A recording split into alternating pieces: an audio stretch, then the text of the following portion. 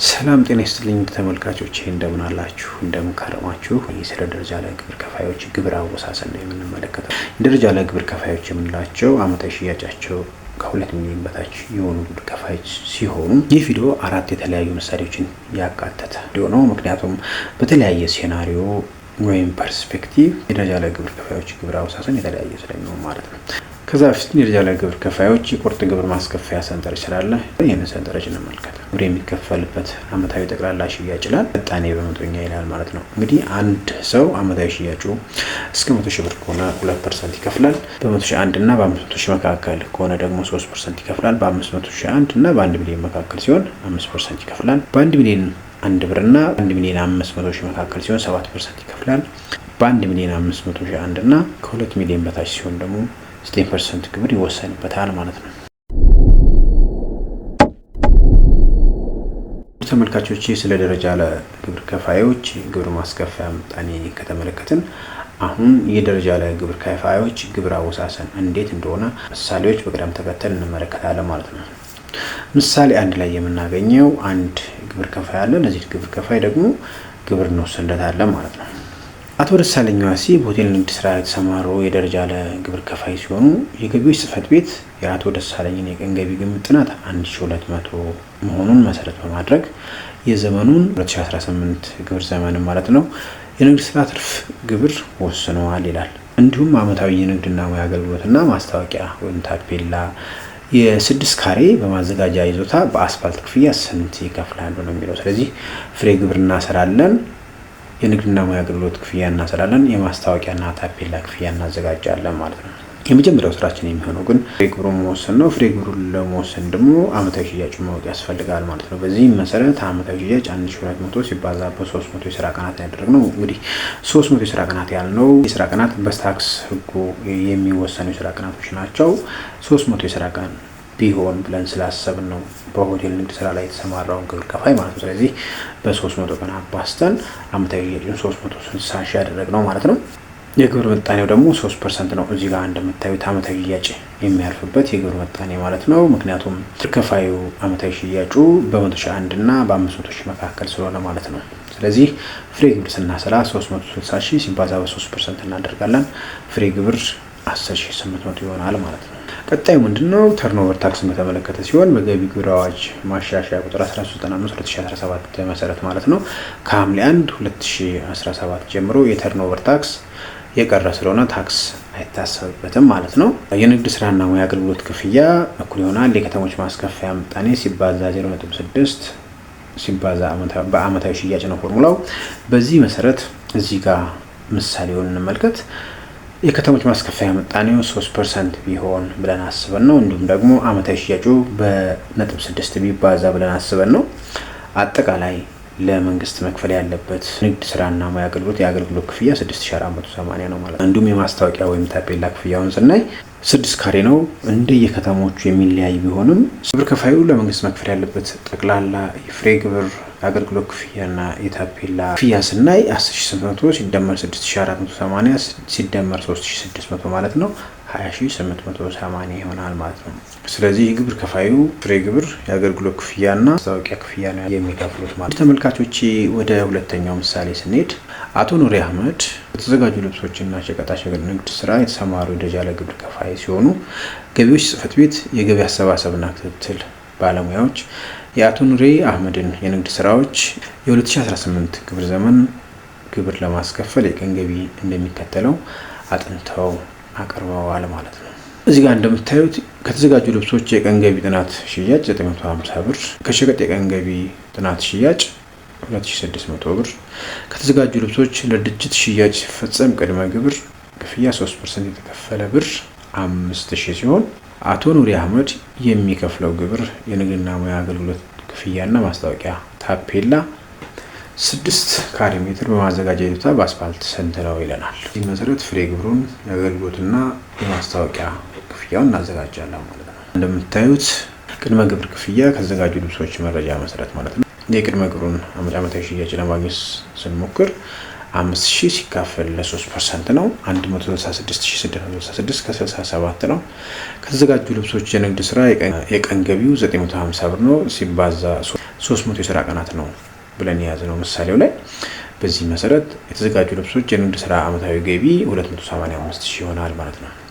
የቅድመ ግብር መረጃውን ወደ ሽያጭ ሲለወጥ ደግሞ 166,666 ነው መረጃው ማለት ነው።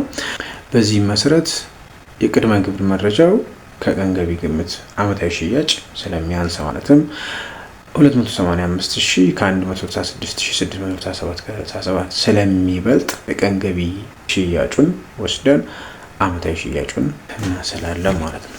ሌላው ከሸቀጥ ንግድ ስራ ቀን ገቢ ሲባዛ የስራ ቀናት ነው።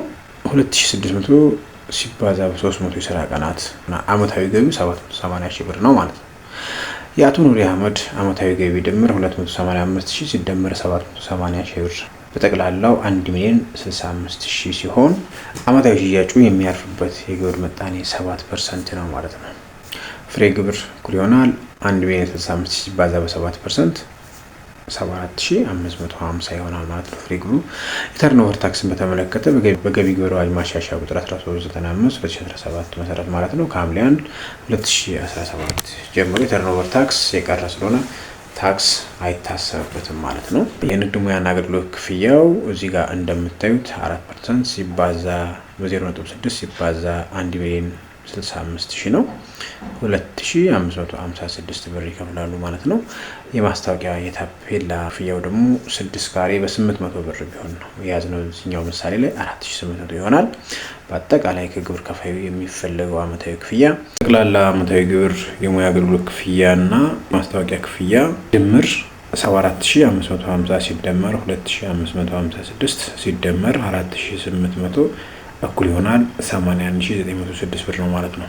አጠቃላይ ከግብር ከፋዩ የሚፈለገው የግብር መጠን ይሄ ነው። ወደ ሶስተኛው ምሳሌ ስንሄድ አቶ አበበ ሞላ በልኳንዳ የንግድ ዘርፍ የተሰማራ የደረጃ ላይ ግብር ከፋይ ነው። የቀን ገቢ ጥናቱ 7,500 ሲሆን የንግድ ስራው ከጥር 01 እስከ የካቲት 15 2015 ድረስ ወይም ለ45 ቀናት ስራ አቋርጦ ስለመቆየቱ ማስረጃ አቅርቦ በገቢ ተቋሙ ተቀባይነት ቢኖረው ትክክለኛ የስራ ቀኑ ስንት ነው ይላል። ፍሬ ግብሩ ስንት ይሆናል? የንግድና ሙያ ግብር ክፍያውስ ስንት ይሆናል ነው የሚለው። እንግዲህ ግብር ከፋዩ ከጥር 1 እስከ የካቲት 15 ለ45 ቀን በመካከል 45 ቀን አልሰሩ። ስለዚህ የገቢዎች ጽሕፈት ቤት አለመስራታቸውን አረጋግጧል። የመጀመሪያው ስራ የሚሆነው አንድ አመት 365 ቀን ነው ያለው። ከ365 ቀን ውስጥ 45ቱን ቀን አልሰሩ ማለት። ስለዚህ በአመት ውስጥ ስንት ቀን ሰርተዋል የሚለውን ማስላት ያስፈልጋል ማለት ነው። በዚህ መሰረት የስራ ቀኑን ለማስላት 365 የስራ ቀናት ውስጥ ደግሞ የልኳንዳ የንግድ ስራ ዘርፍ ላይ 210 የስራ ቀናቶች ይሰራሉ ተብሎ ስለተያዘ ማለት ነው። ስለዚህ ከ210ሩ ምን ያክል የስራ ቀናቶችን ሰርተዋል የሚለውን ማስላት ያስፈልጋል ማለት ነው። በዚህ መሰረት 365 ሲቀነስ 45 ነው የምናደርገው 320 ቀን ይሆናል። ከ320 ቀኑ ደግሞ ምን ያክል የስራ ቀናትን ሰርተዋል የሚለውን እንመልከት። በዚህ መሰረት 320 ቀን ሲባዛ በ210 ሲካፈል 365 ስናደርገው 184.10 ቀናትን ሰርተዋል ይለናል። ከ210 ቀን 184.10 ቀናትን ሰርተዋል ማለት ነው። 184 ቀኑን ምንም ማጠቃቀስ ሳይኖርብን የምንወስደው ይሆናል ማለት ነው። በዚህ መሰረት አመታዊ ገቢው 7,500 ሲባዛ 184.1 ቀናቶችን ሰርተዋል ማለት ነው። 1,380,750 ብር ነው። 1,380,750 ብር ነው። በ7% ስናባዛው ፍሬ ግብሩ 96,652 ከ50 ይሆናል ማለት ነው። እንግዲህ 7%ቱ በ1,500,000 መካከል 7% ስለሆነ ማለት ነው። ፍሬ ግብሩ 96,652 ከ50 ሆነ ማለት ነው። የንግድና ሙያ አገልግሎት ክፍያውን ስናይ አመታዊ ሽያጩ 1,380,750 ነው ብለናል። በዚህ መሰረት 0.6 ሲባዛ 1,380,750 ሲባዛ በ3% ይሆናል ማለት ነው። 2,485 ከ35 ይሆናል ማለት ነው። ከፋዩ ፍሬ ግብሩና የንግድና ሙያ አገልግሎት ክፍያው ይሄን ይመስላል ማለት ነው። ወደ ምሳሌ 4 ስንሄድ ቀደም ሲል ካየናቸው 3 ምሳሌዎች ይለያል ማለት ነው። ምክንያቱም ደረጃ ላይ ግብር ከፋይ ቢሆንም ከምሳሌ 1 ምሳሌ 2 እና ምሳሌ 3 የሚለየው የሂሳብ መዝገብ አቀርቧል። በሂሳብ መዝገቡ መሰረት ነው ግብሩ የተወሰነው ማለት ነው። ነገር ግን ሂሳቡ በኦዲተር ኦዲት ሲደረግ አስተዳደራዊ ቅጣትን ጨምሮ ያለውን አጠቃላይ ሁኔታ እንመለከታለን ማለት ነው። ወይዘሮ ሀሊማ ተማም በጨርቃ ጨርቅ ንግድ የደረጃ ላይ ግብር ከፋይ ሲሆኑ የ2018 ግብር ዘመን ገቢያቸውን ሂሳብ መዝገብ በመያዝ ጥቅምት 01/2019 ዓ.ም ግብር ብር 2000 አሳውቀው የከፈሉ ሲሆን ነገር ግን የገቢ ጽሕፈት ቤቱ የግብር ከፋዩን የሂሳብ መዝገብ ጥቅምት 5/2015 ቢመረምር አሳውቀው ከከፈሉት በልዩነት ግብር 6500 የተገኘና የተወሰነ ሲሆን አስተዳደራዊ ቅጣትና የወለድ አሰራሩ እንዲሁም ዓመታዊ የንግድና ሙያ አገልግሎት እና ማስታወቂያ ወይም ታፔላ 4 ካሬ በማዘጋጀት ይዞታ በኮብልስቶን ክፍያ ስንት ይከፍላሉ ነው። እንግዲህ አንደኛ የታፔላ ክፍያው በኮብልስቶን ነው የሚሰላው ማለት ነው። በዚህ መሰረት ማለት ነው ባልተከፈለው 6570 ብር ላይ አስተዳደራዊ ቅጣትን ጨምሮ ክፍያውን እናሰላለን ማለት ነው። የመጀመሪያው ሰነዶችን ባለመያዝ የሚጣል ቅጣትን በተመለከተ ሲሆን የሂሳብ መዝገብ የያዙ በመሆናቸው አይቀጡም ማለት ነው። ሁለተኛው የግብር ወይም ታክስ ማስታወቂያ ዘግይቶ ማቅረብ ስለሚያስከትለው ቅጣት ነው።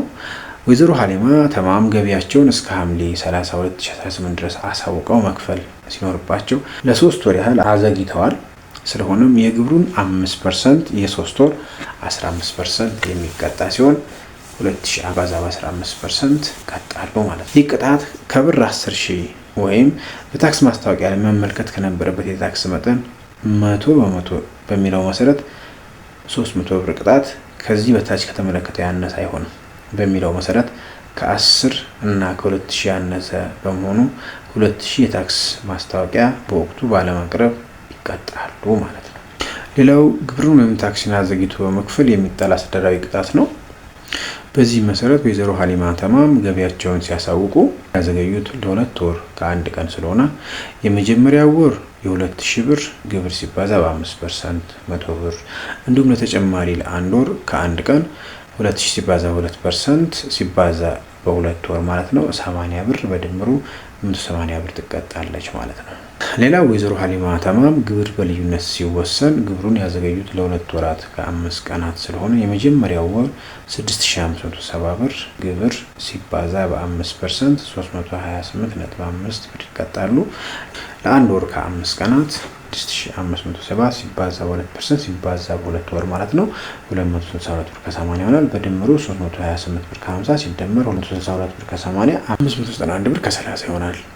ጠቅላላ ግብርና ዘግይቶ በመክፈል የሚጣል ቅጣት ድምር 180 ሲደመር 591.3 እኩል ይሆናል 771 ከ30 ይሆናል ማለት ነው። ሌላው ታክስን አሳንሶ ማስታወቅ ነው። በታክስ ማስታወቂያው የተገለጸው የታክስ መጠን ከታክስ ከፋዩ ሊከፍል ከሚገባው ትክክለኛ የታክስ መጠን ያነሰ እንደሆነ ወይም ልዩነቱ የታክስ ጉድለት ተብሎ የሚገለጽ የታክስ ጉድለቱን መጠን 10% ቅጣት ይከፍላል ማለት ነው። ታክስ ከፋዩ ላይ ለሁለተኛ ጊዜ ተፈጸመ በሚሆንበት ጊዜ የቅጣቱን መጠን ወደ 30% ከፍ ይላል ማለት ነው። የዚህ አንቀጽ ንዑስ አንቀጽ 1 በታክስ ከፋዩ ላይ ለሶስተኛ ጊዜና ከዚያ በላይ ተፈጻሚ በሚሆንበት ጊዜ የቅጣቱን መጠን ወደ 40% ከፍ ይላል ማለት ነው። በዚህ መሰረት ግብር ከፋዩ ገቢውን ያሳነሰው ለመጀመሪያ ጊዜ በመሆኑ መከፈል ባለበትና በተከፈለው መካከል ባለው ውርነት ወይም ልዩነት ላይ 10% ይቀጣል ማለት ነው። ስለዚህ 6570 ሲባዛ በ10% 657 ብር ይቀጣል ማለት ነው። የግብር ወለድ አሰራሩን ስንመለከት ሲያሳውቁ ግብሩ በመዘግየቱ ወለድ 2000 ሲባዛ በ24.75% ሲባዛ በ66 ሲካፈል 365 ቀን 89 ብር ከ39 ሳንቲም ይሆናል ማለት ነው። ግብር በልዩነት ሲወሰን የዘገየበት ወለድ 6570 ሲባዛ በ24.72% ሲባዛ በ70 ሲካፈል 365 ቀን ማለት ነው 311 ብር ከ47 ይሆናል። የወለድ ድምር 89.39 ሲደመር 311.47 እኩል ይሆናል 400 ብር ከ86 ይሆናል ማለት ነው። የንግድ ስራና ሙያ አገልግሎት ክፍያው የከተሞች ማስከፈያ ምጣኔ ቅንፍ 0.6 ሲባዛ ዓመታዊ ሽያጭ ነው። በዚህ መሰረት ምጣኔው 3% ቢሆን 3% ቅንፍ 0.6 ሲባዛ በ400 ሺህ ዓመታዊ ሽያጭ ማለት ነው 720 ብር ይሆናል ማለት ነው። ማስታወቂያ ወይም ታፔላ ክፍያውን ስናይ 4 ካሬ ቢሆን 4 ካሬ ሲባዛ በ360 1400 ብር ይሆናል ማለት ነው።